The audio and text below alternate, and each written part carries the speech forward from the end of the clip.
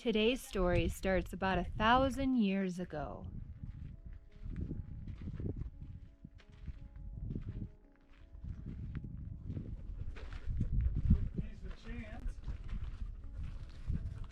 Well, that doesn't seem like it's 1,000 years old. No.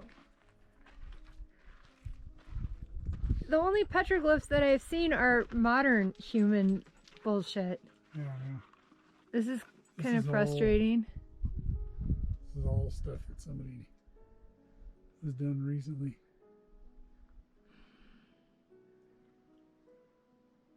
Well, maybe this is older. You think? Maybe. Hard to say. Yeah, it's hard to say when it's mixed in with modern garbage. Yeah.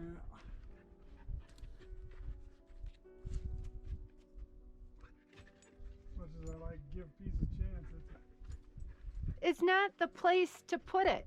not the place to put it. Exactly. That's so frustrating.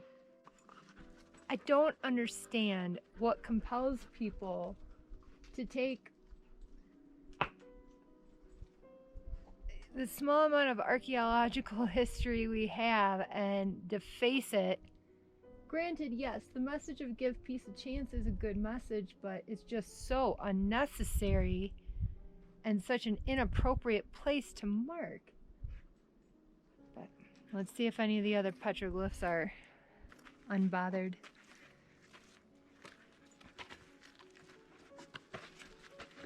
I don't mean to make this a depressing video. I was very excited for this interpretive tour. But I suppose it's good for a warning, so if you plan on coming here, you are not disappointed and you already know that the history you came for is going to be intermixed with modern history you don't want.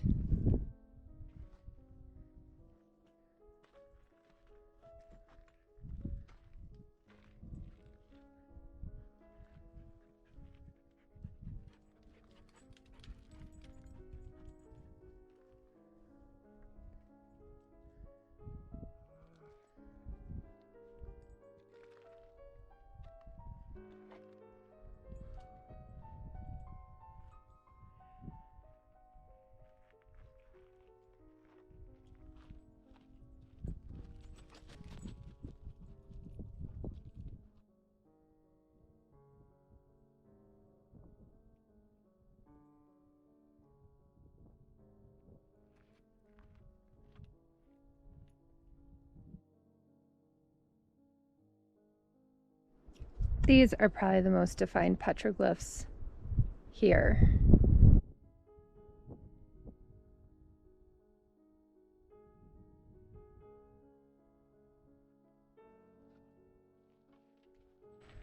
And thankfully they fenced it off to keep it free from vandals.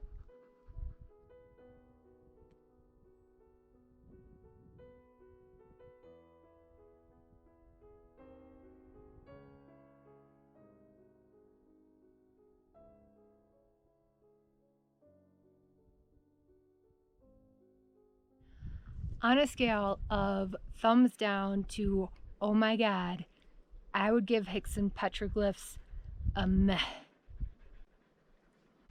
Through no fault of its own. As they say, time heals all wounds, which seems to show that these petroglyphs have been all but erased by time and weather. There's also a disappointing amount of modern human vandalism.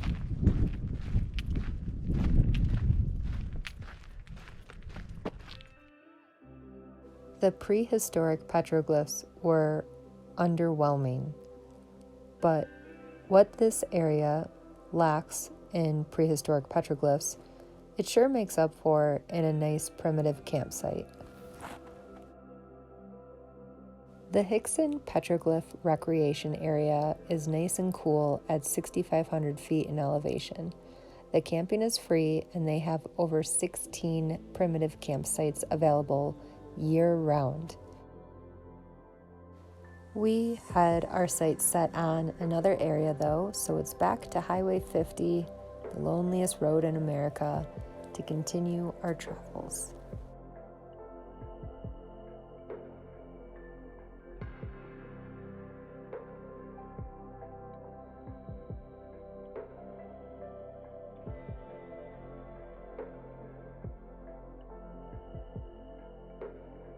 Hello again, everyone. So we are at our new free BLM camp spot in Nevada, and it has been a long day of traveling. Our first camp spot did not work out, which is why one of my biggest pieces of advice when you're boondocking or camping at these free campgrounds is to always have a few lined up in a general vicinity, like an hour, hour and a half radius, so that if one doesn't work out, you can always move on to the other. Oh good, that's boiling. We're gonna cook something. I'm gonna cook something, and I'm gonna share with you the recipe because it's really comforting, warm, and easy. Because certainly at this juncture, I don't feel like doing anything complicated. I'm gonna set my timer for the rice. You might be able to see I have some groceries to put away. Moving day is usually grocery day, restock day, get fuel. I don't have to do laundry, but sometimes I'll do laundry. So travel days can be really exhausting, which is why I typically don't like driving for more than 4 hours if I can help it, because there's a whole host of other things. If you're like me, errands are kind of exhausting as it is. There's a lot of human interaction.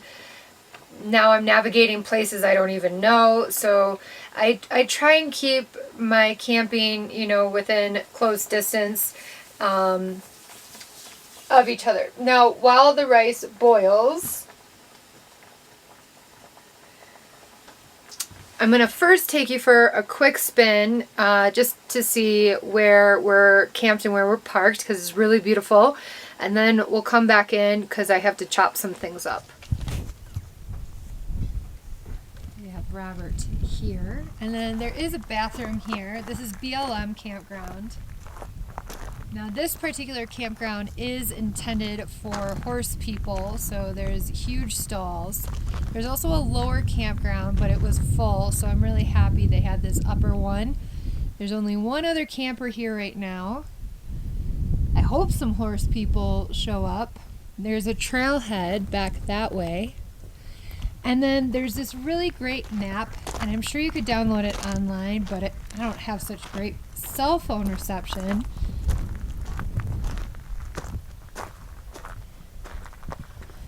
But it is a map of the area. We're in the Ely district, and it's going to give you a list of all these BLM sites and if they have camping or not, and then pinpoints to where they are. So I'm hoping I can download a digital version of this, otherwise I'll have to take a picture and save it on my phone.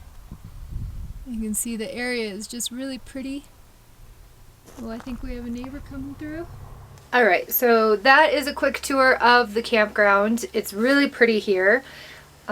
We are kind of planning on potentially going into Great Basin National Park.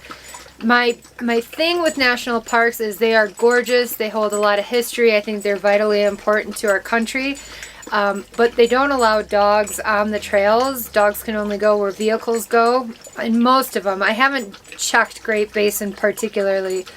But I don't really like doing things without Riot. So National Forest, BLM, all these other great places. This has horse trails and hiking trails. So it's not like I can't see really great nature.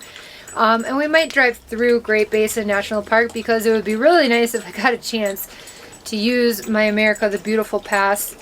Naturally things have been closed down and then I was working. So this is my first opportunity that I would have to be able to use it. But for now, let's go ahead. We're going to go through what's all included in this recipe today. So I am boiling rice. It's just boil in the bag white rice. I love that it's so simple, and I have a little trick with it. So once this is done boiling, because the water is so precious, in this lifestyle every drop kind of counts. And after the rice boils, there's a lot of nutrients in that water. What I do is I let the water cool and then I put it in Riot's bowl because I want her to benefit from the nutrients. I don't particularly like the taste of rice water, but it is very healthy, and then I don't just toss out the water and kind of waste it. So if you're out on the road and you want to make the use of your water after you boil your rice, or any vegetable that's healthy for your dog, keep the water and put it in their water bowl. So you can kind of double use that water and have the added health benefits of the nutrients that are cooked into the water.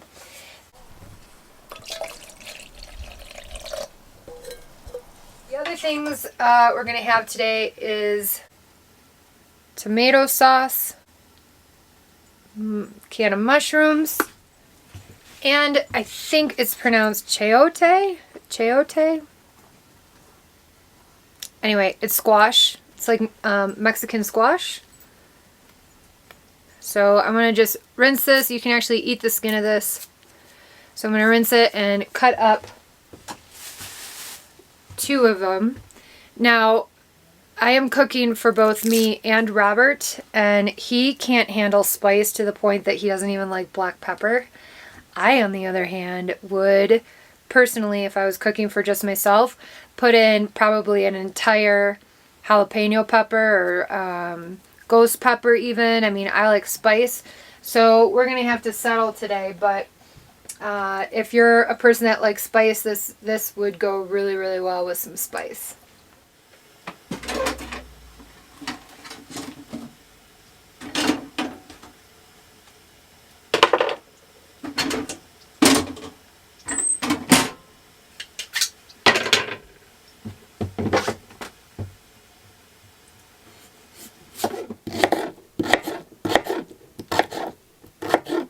If anyone is wondering, this is summer squash, and so you can eat it raw.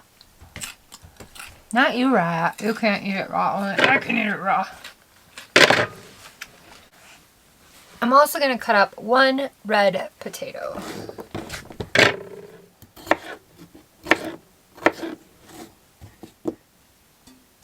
Okay. I love using my cast iron wok. It's from Lodge. We're going to add extra virgin olive oil, a little bit of nutritional yeast,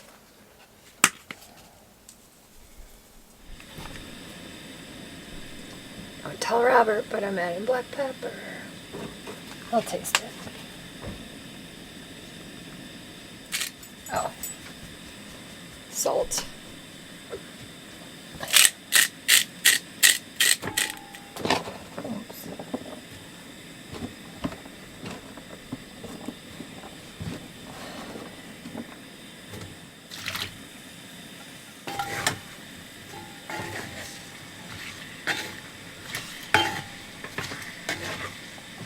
I love cast iron because it heats up the whole sides and everything, so even though the flame is right beneath it, the whole cast iron heats up, and so everything gets cooked, even things that aren't touching the bottom. I'm going to let this simmer for about 10-15 minutes, and I'm going to just stir it around every so often. This in-between time gives me a chance to put all my extra groceries away. I am very excited that it's squash season. The water from the can of mushrooms has just about cooked down. So I'm going to add the tomato sauce.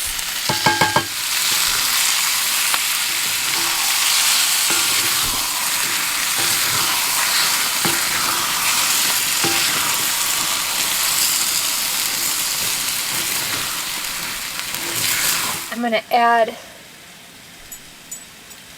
a little bit of ricotta.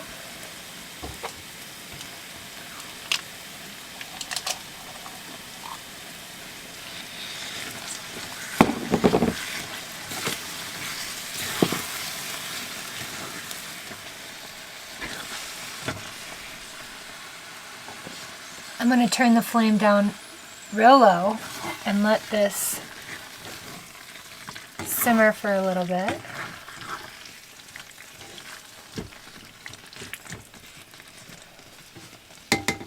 Being that I grocery shop today, I just want to show all the fruits and vegetables that are shelf stable. So you can have peppers, onion. Right now, like I said, it's squash season, and winter squash lasts forever on the shelf. So you can buy these and decide to not do anything with them for weeks and they'll still be good. Oranges, avocado, all sorts of apples. Again, perfect season for that. Peppers, you know, bananas. There's lots of different fruits and vegetables that you can have and be shelf stable so they're not taking up room in your cooler or in your refrigerator, and you make sure you get tons of nutrition while you're on the road. So I hope that helps someone, because it was a concern of mine on how to continue eating healthy. I didn't want to eat everything out of a can or out of a box or anything like that, and it's super doable. Well, there's our taste test.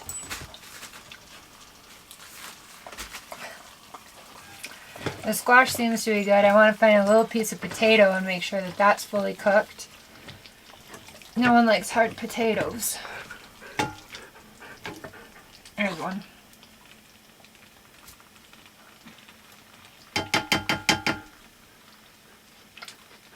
Okay. Okay. Things are cooked down pretty well, but we have one more vegetable to add before we put the rice back in. Now, if you've been watching my channel for a little bit, can you guess what vegetable I'm going to ensure to put in tonight's meal? If you guess spinach, you're right!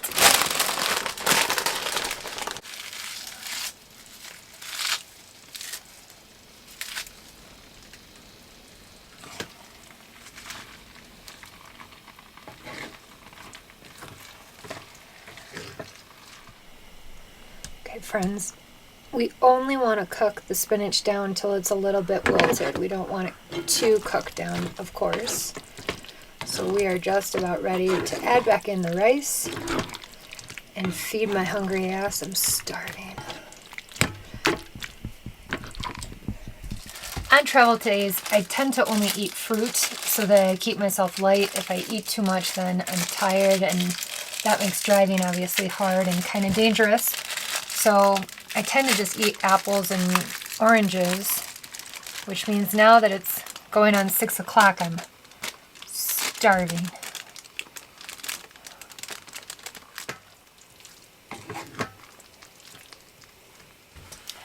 To add just a little bit more fall flavor and texture, I'm going to add just a little sprinkling of these crispy fried onions on top.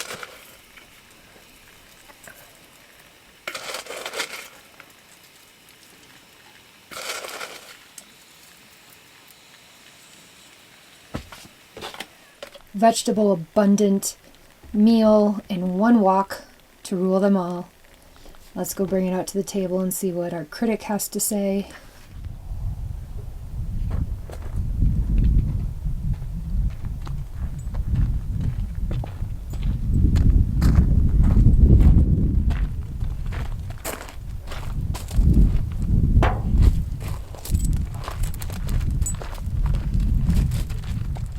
Robert? Yep. It's time to BYOB. Bring your own bowl. Okay.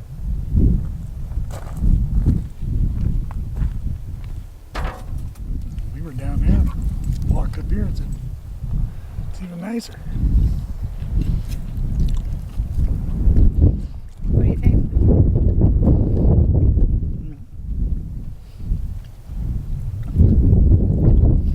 Needs meat. Or are we on camera? Yeah. Hey, yeah, if you wanted to add chicken or probably what, shredded beef? Yeah, anything.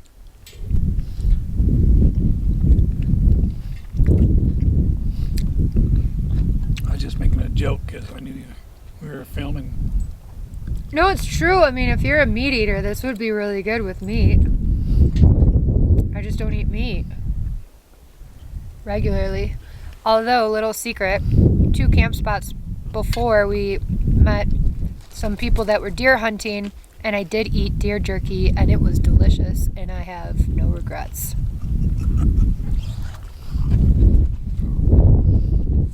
All right, I hope you liked this recipe. We're gonna enjoy our dinner, and we'll see you later. Thank you so much for watching. I'll feed you in a second. All right, to give a small epilogue.